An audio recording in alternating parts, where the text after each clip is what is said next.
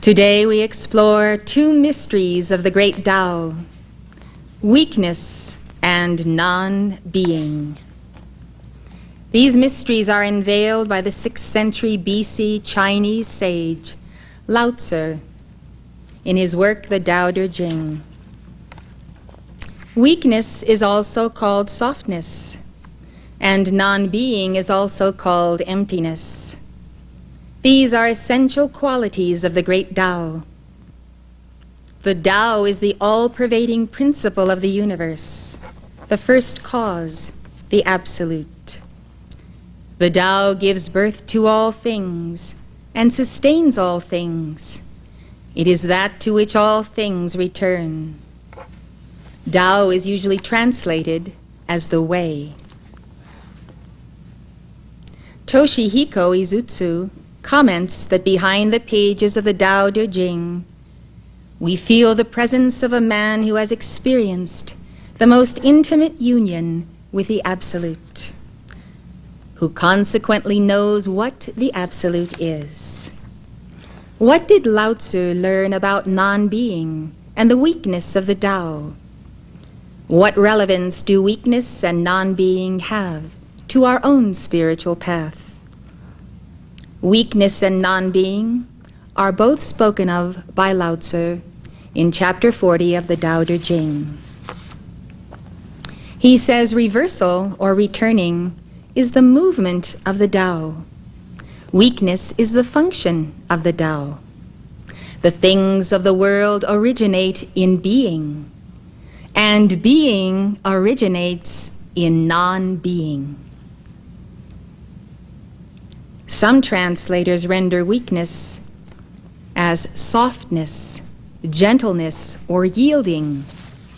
Lao Tzu says that the quality of true weakness overcomes strength. There is nothing softer or weaker than water, he writes, and yet there is nothing better for attacking hard and strong things.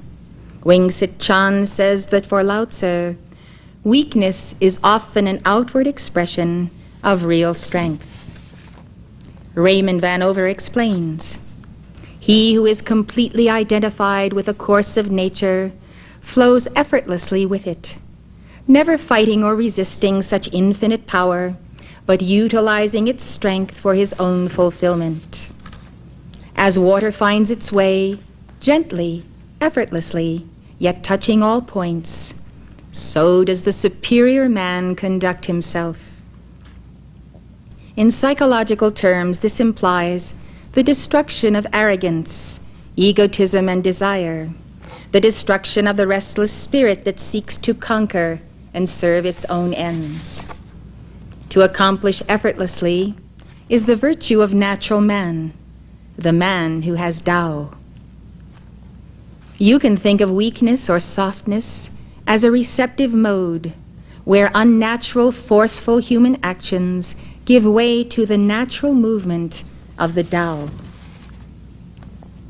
The understanding God has given me is that softness is a spiritual attitude or a mode that allows you to receive and to hear the voice of God speaking to you. You have to be very attuned and quiet, very soft, to hear the inner voice of God when everything around you is competing for your attention and your energy. God doesn't always use thunder and lightning to get your attention. After fasting 40 days and 40 nights, the prophet Elijah stood upon Mount Horeb, and behold, the Lord passed by, and a great and strong wind rent the mountains and brake in pieces the rocks before the Lord. But the Lord was not in the wind. And after the wind, an earthquake. But the Lord was not in the earthquake. And after the earthquake, a fire. But the Lord was not in the fire. And after the fire, a still small voice. The still small voice is the voice of the abiding presence of God. Whether you call it the inner Christ, the inner Buddha, or the inner Tao. The still small voice comes to us with unerring direction, comfort, teaching, and if need be, a strong note of warning. Said Gandhi, "The only tyrant I accept in this world is the still small voice." Isaiah prophesied, "Though the Lord give you the bread of adversity and the water of affliction, yet shall not thy teachers be removed into a corner any more, but thine eyes shall see thy teachers, and thine ears shall hear a word behind thee saying, This is the way, walk ye in it, when ye turn to the right and when ye turn to the left." The ancient prophets listened to God speaking to them. It was one voice and a single voice. Attempting to ridicule the process of receiving the word of the Lord, an interviewer who interviewed me on television remarked to a vivid audience, "She hears voices," which of course implies that you belong in the nut house. And so, having been encouraged by the prompter to interrupt during this wild interview, I said, "I don't hear voices. I hear the voice of God." One voice, one single voice. And it is that single voice that speaks to us through the I Am presence illustrated on the chart. The I Am that I am, we also call the causal body. And this causal body is like unto the great Tao of Taoism. Hear, O Israel, the Lord our God is one Lord. This one God, with one voice, speaks to all of us, can be speaking to each one of us in every moment, and yet be that one God. The miracle of God is that He has individualized His presence for us. And therefore, in that presence of the I Am that I am, we commune with original being. Therefore, to listen, and to listen well, is the subject of softness, gentleness, weakness. To be in a passive mode, ready to receive the power of that word. It is so powerful that it is the still, small voice. And so as we hear the voice of God, we hear the voice of one who has become God identified, the voice of an archangel, or a saint, or a master who has gone before us. We receive direction from those who have gone before, whom John the Revelator acknowledged as the saints robed in white, who were with the Lamb at the throne of God. Therefore we have friends of light in other octaves and friends of light in the earth. When we take time to listen each day, we can hear the word of Jesus Christ speaking to us, even if it is a quote from the Bible that we remember, that is recorded within us and then quickened because we need it in that moment. Or the word of the Blessed Mother, or the ascended Master Dwal Kul, or El Morya, or Kuthumi, or Gautama Buddha, Confucius, or Lao Tzu. We listen for the voice of Lao Tzu as we read his writings.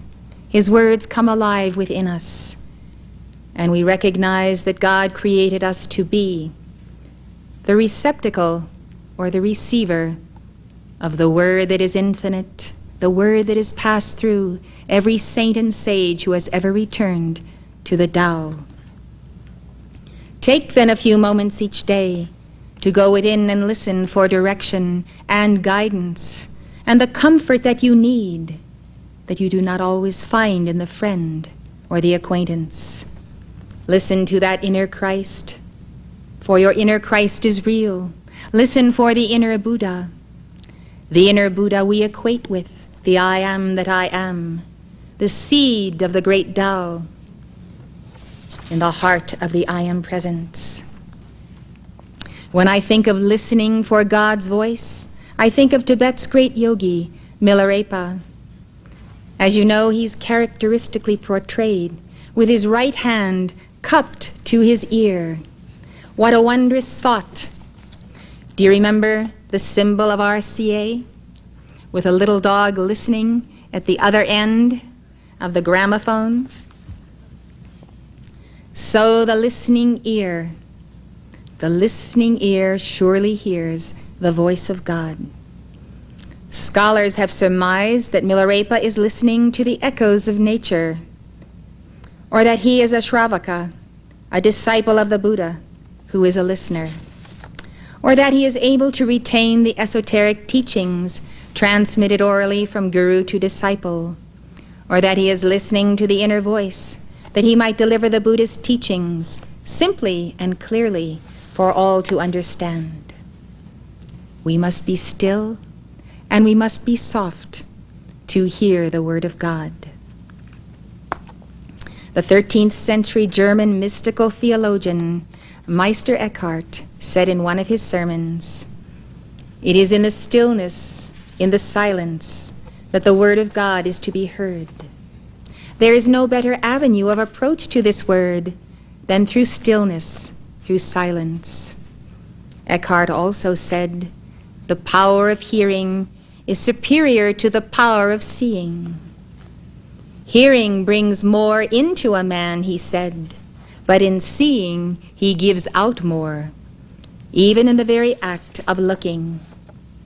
The power to hear the eternal word is within me, but the power to see will leave me. For hearing I am passive, and seeing I am active."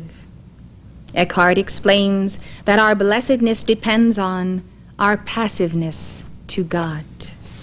Our passiveness. He says the soul is more blessed by what is God's than by what is her own, and for this reason her blessing depends more on what God does than on anything she can do. Dionysius' disciples asked him how Timothy came to outstrip them all in perfection. Dionysius replied, "Timothy is a man who is passive to God. He who is skilled in this will outstrip all men." To be soft or weak means you are in this passive, receptive mode in which you can hear God. Where do you listen for the voice of God? God has given you a chamber whose acoustics allow you to hear his voice, no matter how softly he may speak. It is the secret chamber of your heart. In Hindu and Buddhist writings, the heart is described as the place where the Lord of all abides, where heaven and earth meet, and where one rediscovers and perfects the real self. The Chandogya Upanishad instructs, "In the center of the castle of Brahman, our own body, there is a small shrine in the form of a lotus flower, and within can be found a small space. We should find who dwells there, and we should want to know him. And if anyone asks, 'Who is he who dwells in a small shrine in the form of a lotus flower in the center of the castle of Brahman?' whom should we want to find and know?" We can answer, the little space within the heart is as great as this vast universe. The heavens and the earth are there, and the sun and the moon and the stars. Fire and lightning and winds are there, and all that now is and all that is not. For the whole universe is in him, and he dwells within our heart. The ascended master Dwal Kul, known to his students as the Tibetan master, speaks of the hidden chamber of the heart in his series of letters to his disciples. These were dictated to me, and I published them as intermediate studies of the human aura. He says, "Throughout all time, the sons and daughters of God who have come into the initiations of the masters of the Far East have been received in sacred audience in the hidden chamber of the heart by the hidden man of the heart. To Hindus and Buddhists, this hidden chamber is the secondary heart chamber, an 8-petaled lotus which is identified just beneath the 12-petaled heart chakra. It is the place where you, the disciple, contact the Master. It is the place where the laws of cosmos are written in the inward parts of man, for the law is inscribed as the eightfold path of the Buddha upon the inner walls of the chamber. Here on the throne, ensconced in the lotus flame, is the Guru, the Christ self, who receives your soul, the soul that is the initiate. This chamber is the sanctuary of meditation, the place to which the souls of light-bearers withdraw. And here in this chamber, we shall pursue the Master Presence in order that each disciple of the Christ might come to know him as he is. The voice of your Christ self and your I Am Presence are quietly powerful, while the voices of the world are raucously louder. The Masters of Huainan, a Taoist collection of sayings on civilization, culture, and government composed over 2,000 years ago, says, "There are countless sights, sounds, and flavors, rarities from distant lands, oddities and curiosities that can change the aim of the mind, destabilize the vital spirit, and disturb the circulation and energy." The 3rd century Neoplatonic philosopher Plotinus wrote, "We must be deaf to the sounds of the senses and keep the soul's faculty of apprehension one-pointed and ready to catch visions from on high." To catch these visions, we may have to remove ourselves from people and places and circumstances that are not conducive to our ongoing communion with God. And there are times when we simply have to be alone. John Barrymore once quipped, "God said, 'It is not good for man to be alone, but sometimes it's a great relief.'"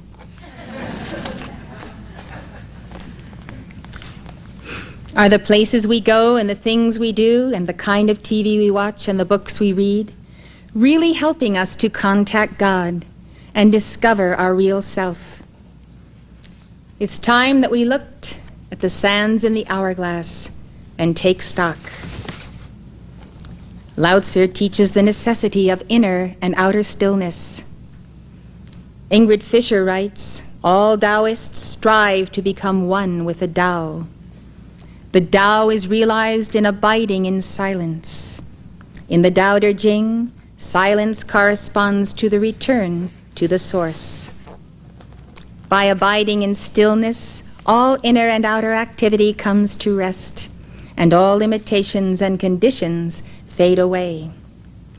This is when the celestial light shines forth. This is when the celestial light shines forth, allowing us to behold our true selves and realize the Absolute."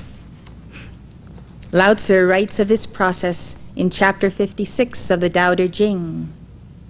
"Block the passages, shut the doors, let all sharpness be blunted, all tangles be untied, all glare be tempered, all dust be smoothed. This is called the mysterious leveling." The mysterious leveling. Dust is the Taoist symbol for the noise and the fuss of everyday life. Paraphrasing Jesus, Lao Tzu, had he lived before him, might have said, "Whosoever shall not receive you in the spirit of the Tao, nor hear your words in the spirit of the Tao, shake off the dust of your feet."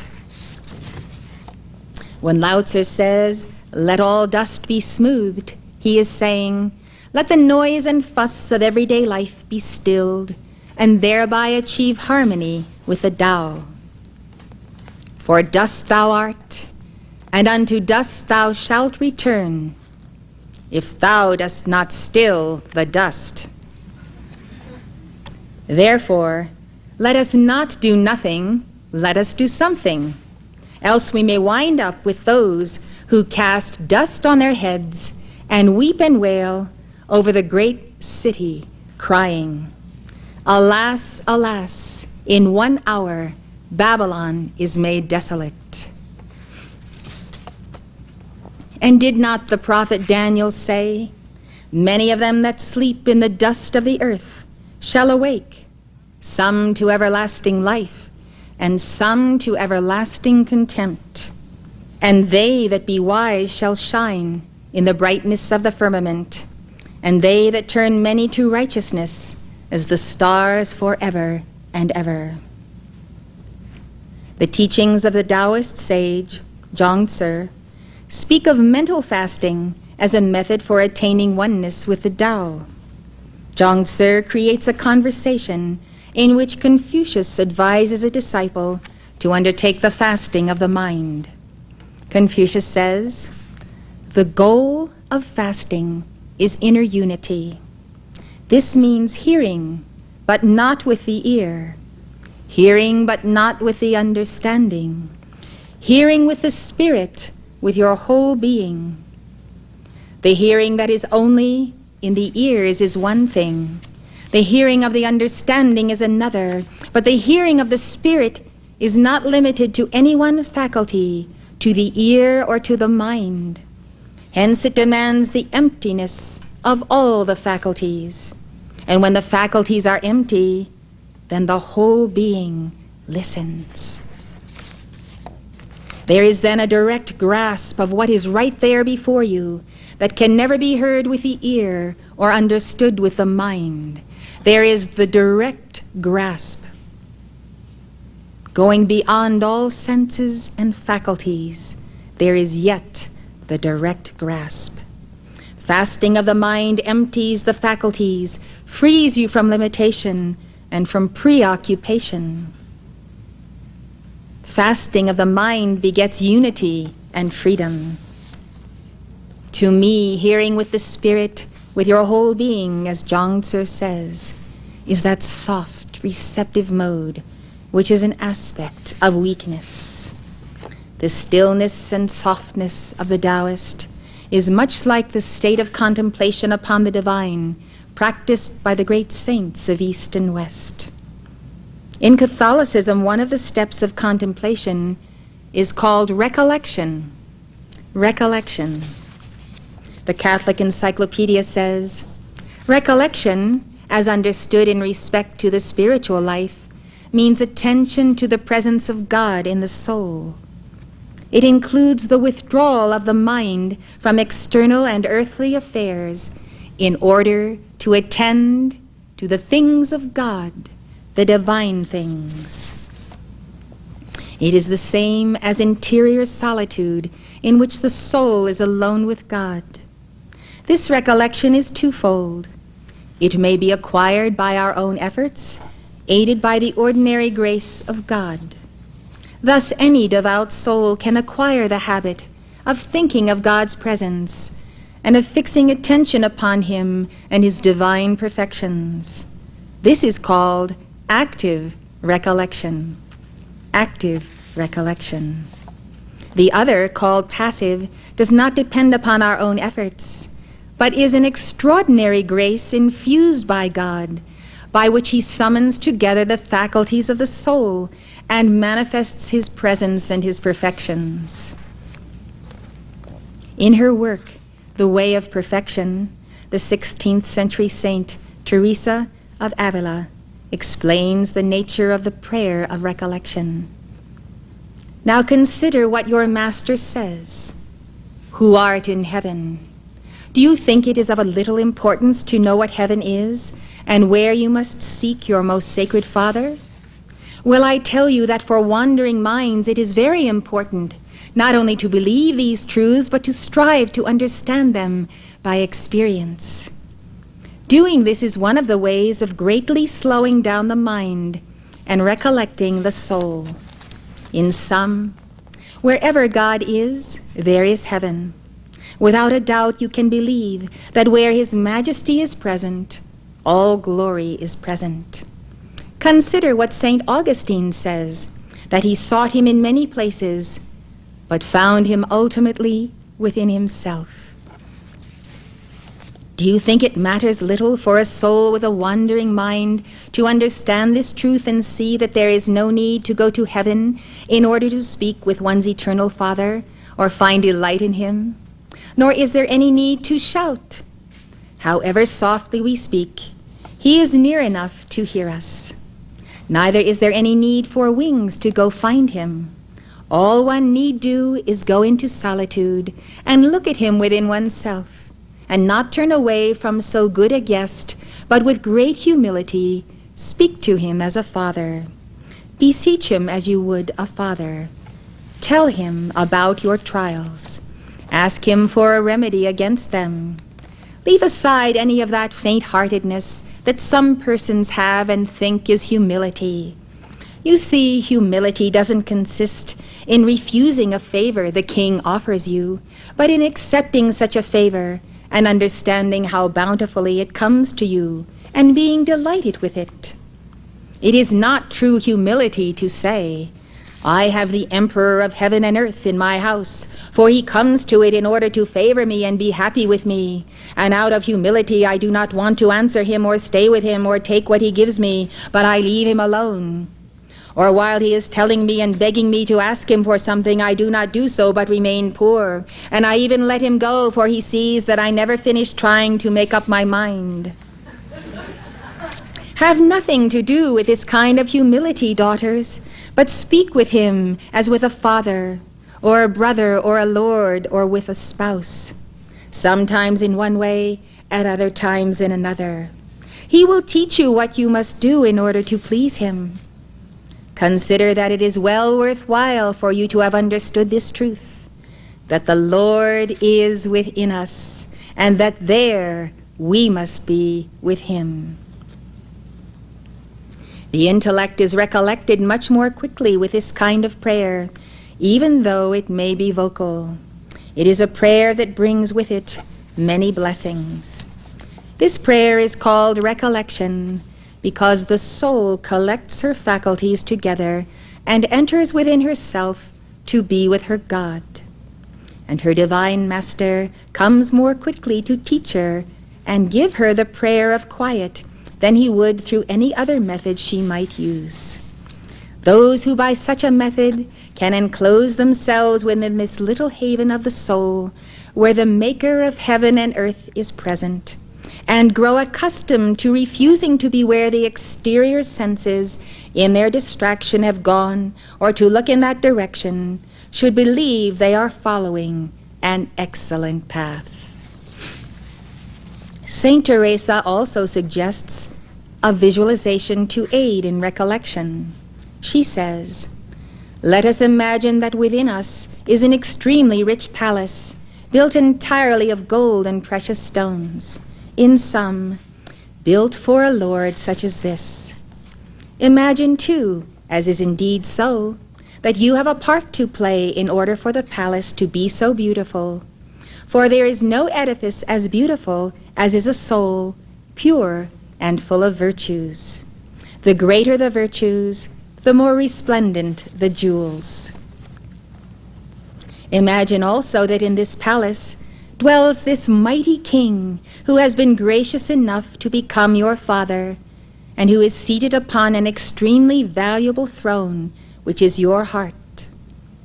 This may seem trifling, but all of this imagining is necessary that we may truly understand that within us lies something incomparably more precious than what we see outside ourselves.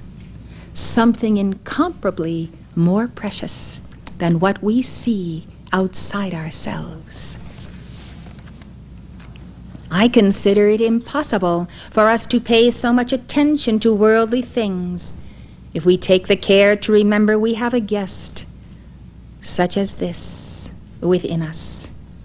For we then see how lowly these things are next to what we possess within ourselves. You will laugh at me, perhaps, and say that what I am explaining is very clear, and you will be right.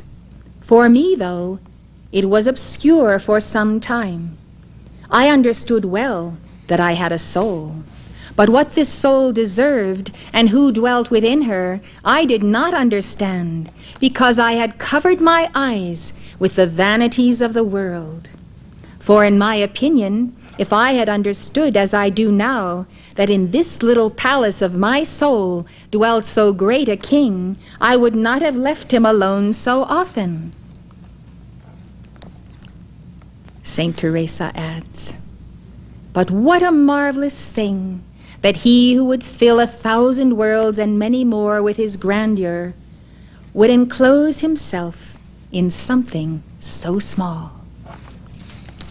In fact, since he is Lord, he is free to do what he wants, and since he loves us, he adapts himself to our size. Teresa of Avila, greatly beloved by all of us, rediscovered Lao Tzu's discovery of the 6th century BC. Remember this discovery. All Taoists strive to become one with the Tao. The Tao is realized by abiding in silence. In the Tao Te Ching, silence corresponds to the return to the source. Remember, too, by abiding in stillness, all inner and outer activity comes to rest, and all limitations and conditions fade away. This is when the celestial light shines forth, allowing us to behold our true selves and realize the absolute. Remember, block the passages, shut the doors, let all sharpness be blunted, all tangles be untied, all glare be tempered, all dust be smoothed. This is called the mysterious leveling. The mysterious leveling. Jesus taught us the formula whereby in deepest love we might attain this mysterious leveling. Listen carefully. The Lord said, love your enemies, and do good and lend, hoping for nothing again, and your reward shall be great, and ye shall be children of the highest. For he is kind unto the unthankful and to the evil.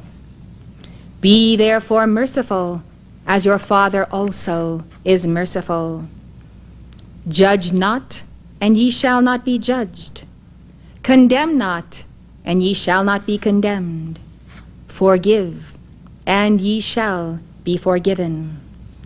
Give, and it shall be given unto you. Good measure, pressed down, and shaken together and running over, shall men give into your bosom. For with the same measure that ye meet withal, it shall be measured to you again. This is the mysterious leveling. You're watching Elizabeth Clare Prophet, world-renowned author and founder of Summit University. Summit University is located at the beautiful Royal Teton Ranch in Park County, Montana, just north of Yellowstone National Park. If you'd like more information, call 800-323-5228. That's 800-323-5228.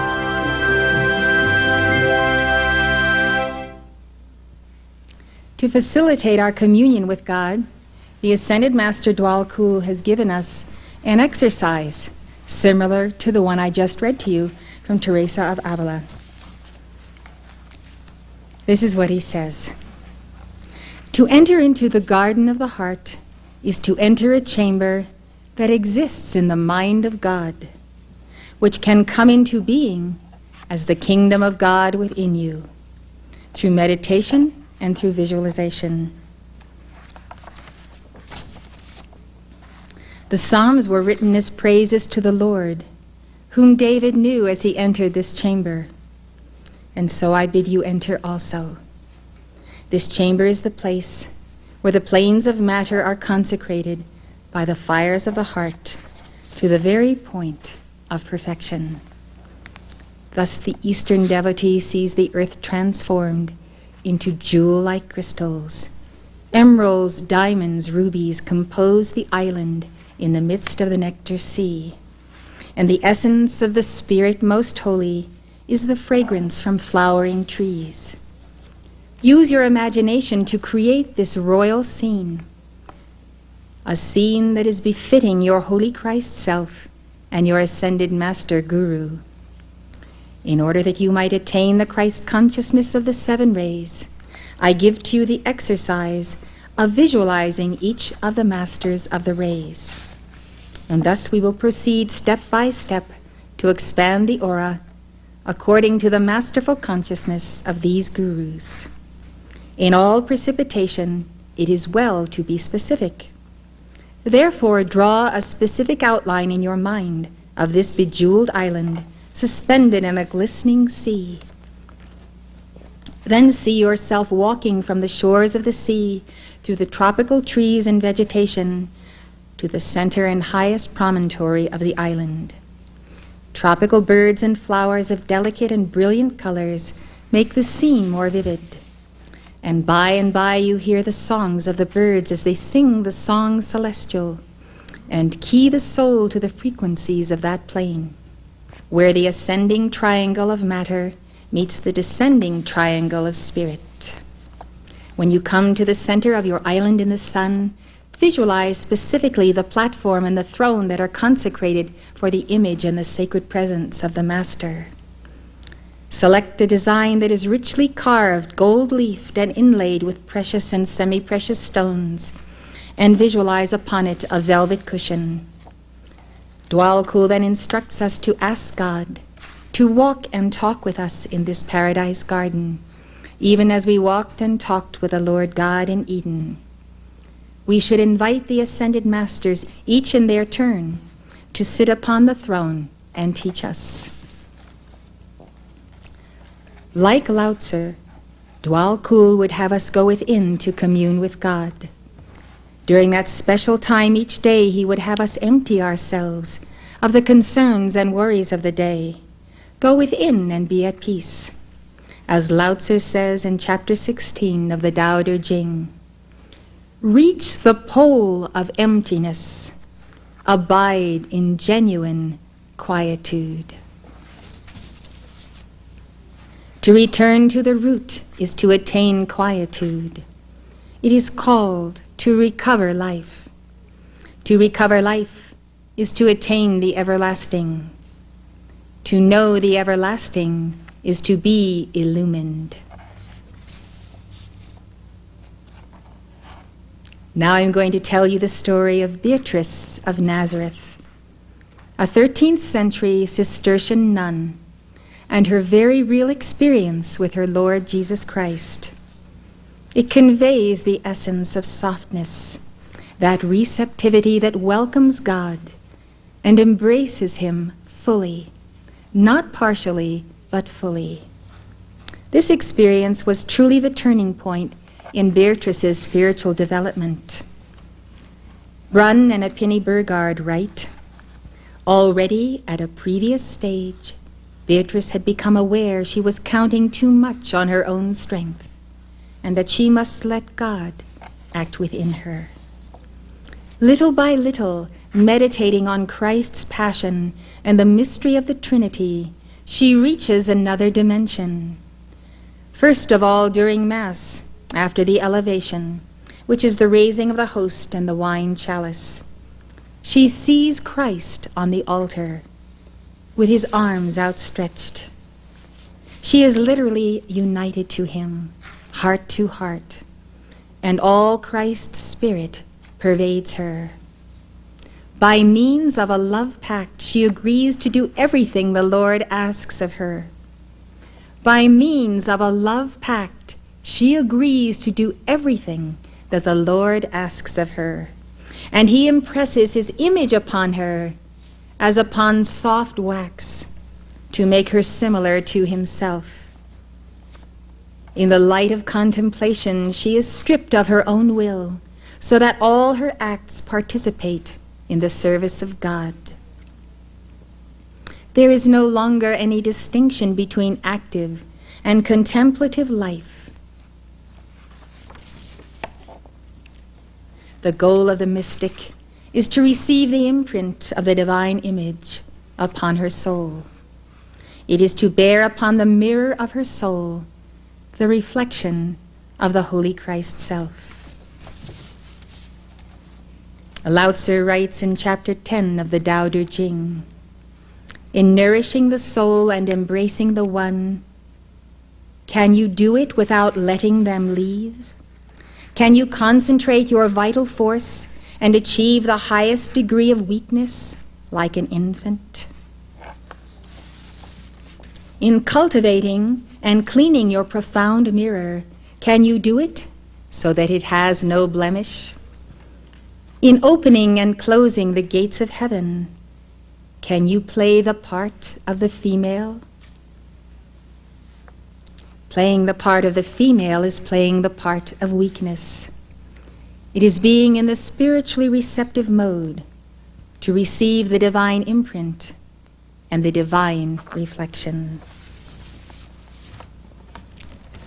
The sweetness of Beatrice is like a rare flower.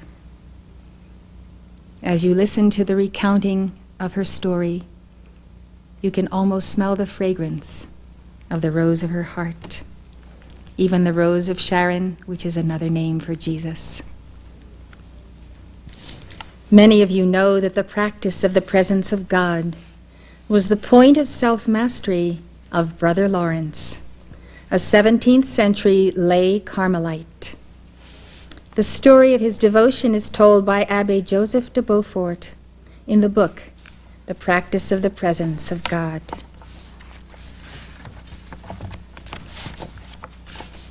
He writes, "The first time I saw Brother Lawrence was upon the 3rd of August, 1666. He told me that he had been the footman to Monsieur Fubert, the treasurer, and that he himself was a great awkward fellow who broke everything. Brother Lawrence said that he had desired to be received into a monastery, thinking that he would there be made to smart for his awkwardness and the faults he should commit, and so he should sacrifice to God his life with its pleasures. But God had disappointed him, he having met with nothing but satisfaction in that state.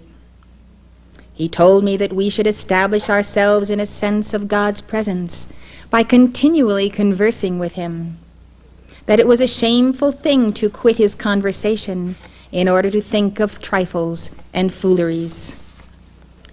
With him the set times of prayer were not different from other times. He retired to pray according to the directions of his superior, but he did not want such retirement nor ask for it, because his greatest business did not divert him from God. He said that useless thoughts spoil all, that the mischief began there, but that we ought to reject them as soon as we perceive their impertinence to the matter in hand, or our salvation, and return to communion with God. Brother Lawrence also said that it was a great delusion to think that the times of prayer ought to differ from other times. As Brother Lawrence had found such advantage in walking in the presence of God, it was natural for him to recommend it earnestly to others. But his example was a stronger inducement than any arguments he could propose. His very countenance was edifying, such a sweet and calm devotion appearing in it as could not but affect the beholders. And it was observed that in the greatest hurry of business in the kitchen, he still preserved his recollection and heavenly mindedness. He was never hasty nor loitering, but did each thing in its season with an even uninterrupted composure and tranquility of spirit. The time of business, said he, does not with me differ from the time of prayer. And in the noise and clatter of my kitchen, while several persons are at the same time calling for different things, I possess God in as great tranquility as if I were upon my knees at the Blessed Sacrament. Thus he shows us that in the midst of the most young work, in the act of balancing our karma or serving our fellow man, in fulfilling our life's calling, it is possible to be in that spiritually receptive, passive yin mode that continually communes with God. In a letter Brother Lawrence wrote, he revealed, "I make it my business only to persevere in his holy presence, wherein I keep myself by a simple attention, and a general fond regard to God, which I may call an actual presence of God. Or to speak better, an habitual silent and secret conversation of the soul with God, which often causes me joys and raptures inwardly, and sometimes also outwardly, so great that I am forced to use means to moderate them and prevent their appearance to others." Surely this was a devotee who was one with the great Tao. He had unlocked the true mystery of weakness and found therein his greatest strength. By being in a state of continual weakness or softness, communing with God day and night, Brother Lawrence was able to tap the unfailing source of strength and joy and the powerful peace of the Tao. He could truly answer yes to the question Lao Tzu asks in the Tao Te Ching. Can you keep the unquiet physical soul from straying? Hold fast to the unity and never quit. Remember, all Taoists strive to become one with the Tao. The Tao is realized in abiding in silence. In the Tao Te Ching, silence corresponds to the return to the source. Remember, by abiding in stillness, all inner and outer activity comes to rest, and all limitations and conditions fade away. This is when the celestial light shines forth, allowing us to behold our true selves and realize the Absolute. Let us take up lines 3 and 4 of chapter 40 of the Tao Te Ching on the mystery of non-being. They read, "The things of the world originate in being, and being originates in non-being. The things of the world originate in being, and being originates in non-being." The term non-being might sound somewhat foreboding and untouchable. After all, how can anything that exists be non-being? Quite simply, to Lao Tzu, non-being is that which is nameless, imperceptible, indescribable. It is so absolutely transcendent that he cannot find words to describe it. So he calls it non-being. The word that comes to my mind as I contemplate the mystery of the ineffable is unbeing, meaning that the ineffable cannot be circumscribed. The 3rd century philosopher Wang Pi taught that non-being is the ultimate principle that underlies and unites all things, and that non-being is the equivalent of the Tao. Non-being is the equivalent of the Tao. In his famous commentary on the Tao Te Ching, Wang Pi says, "All being originated from non-being. The time before physical forms and names appeared was the beginning of the myriad things. After forms and names appear, Tao develops them, nourishes them, and places them in peace and order, that is, becomes their mother. This means that Tao produces and completes things with the formless and nameless. Thus they are produced and completed, but do not know why. Indeed, it is the mystery of mysteries. To realize true being, he says, it is necessary to return to non-being. As Lao Tzu writes at the beginning of chapter 40, returning is the movement of the Tao. Returning is the movement of the Tao. Can you visualize the great sphere of light that is the Tao perpetually turning?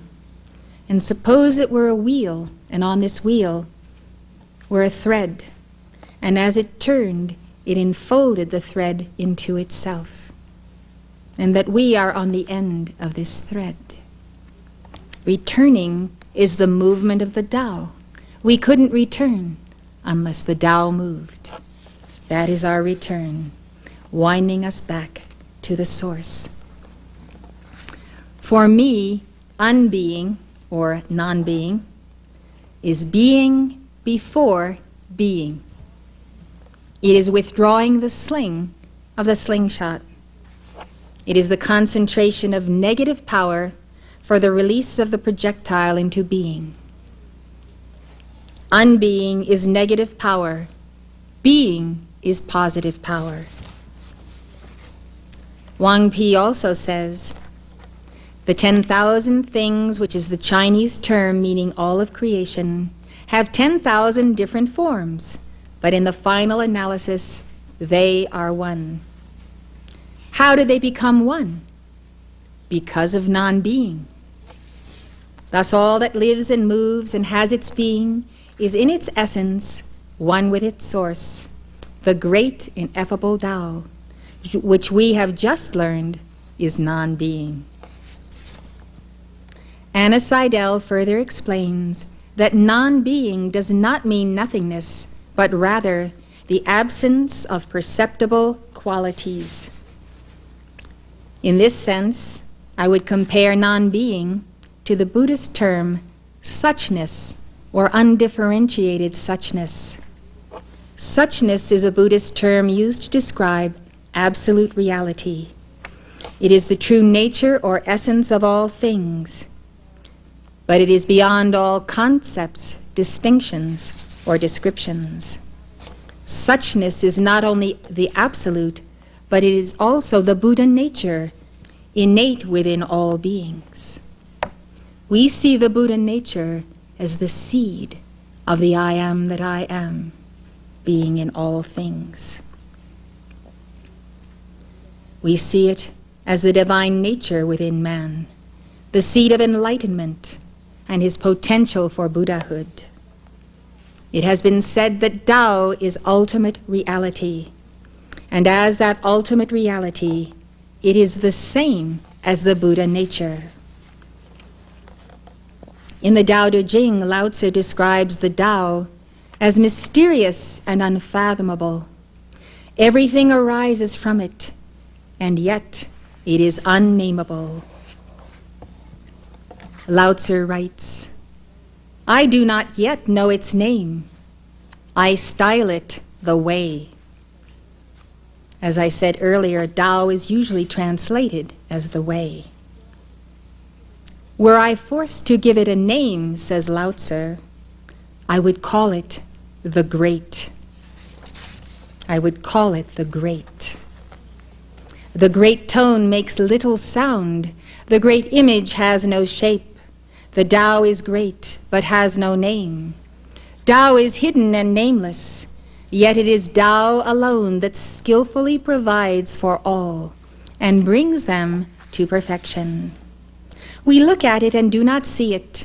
Its name is the invisible. We listen to it and do not hear it. Its name is the inaudible. We touch it and do not find it. Its name is the subtle or formless. Let us think for a moment of the physical universe or universes. There is no end and no beginning to the stars and systems of worlds and galaxies. The bigness is too big for us to take in, to comprehend. To me, this phenomenon represents non-being or unbeing. Because I cannot contain it, Therefore, I cannot define it. Therefore, I cannot name it. Therefore, to me, it is non-being or unbeing, something that I know exists, but something that I cannot enter. Yet it is all around me. This unbeing, non-being, for me, is becoming being. That is, it is coming into my awareness, and when and if in some plane of being I can contain it, then for me it shall no longer be unbeing or non-being. It shall be being.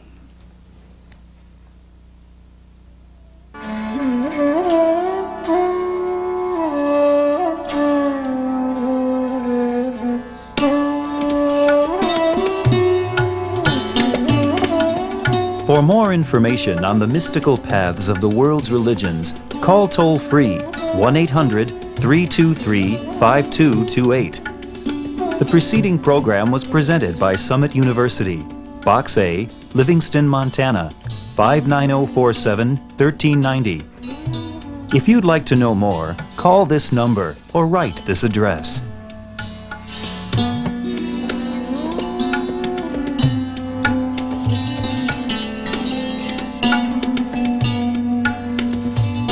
For your free copy of Elizabeth Clare Prophet's best-selling book, The Human Aura, call this toll-free number, 1-800-323-5228. This is a limited-time offer, so call now for your free book. That's 1-800-323-5228.